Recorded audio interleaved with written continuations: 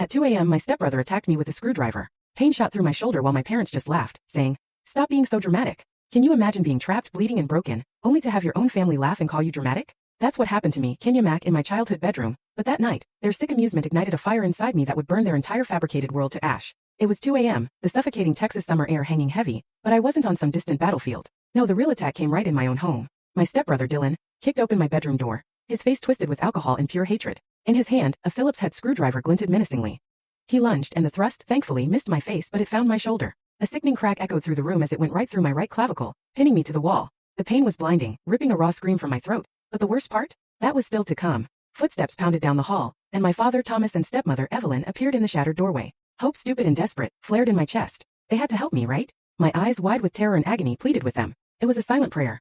"Dad, Mom, please, I'm hurt. Help me." But the eyes that looked back at me weren't those of loving parents. They were the cold, detached gaze of spectators watching an inconvenience. My father's face was a mask of weary resignation, like I just spilled milk.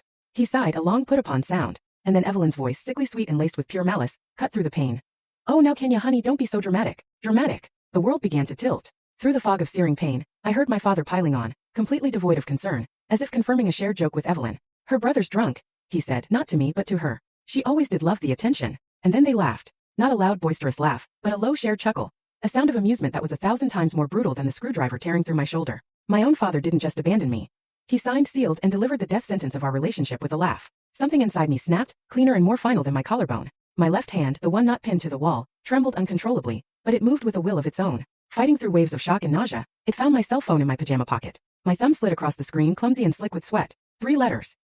Oh, says. It wasn't just a call for help, it was a vow. In that moment, as their laughter echoed, the scared, hopeful girl named Kenya died, pinned to the wall of her childhood bedroom. And from the ashes of that betrayal, Private Mac, a soldier, was born. I hit send, not with the hope of rescue, but with the cold, hard certainty of a sniper pulling a trigger. They would pay for this. The last thing I saw before the world faded to black wasn't Dylan's snarling face, or the glint of the screwdriver. It was the smug, satisfied smile on Evelyn's face. The game had changed, and I had just fired the first shot. I drifted back to consciousness, slowly pulled from a deep, dark well by a rhythmic beeping. My eyes fluttered open, assaulted by the harsh glare of fluorescent lights. Sterile white walls, the faint smell of antiseptic, a thin, scratchy blanket.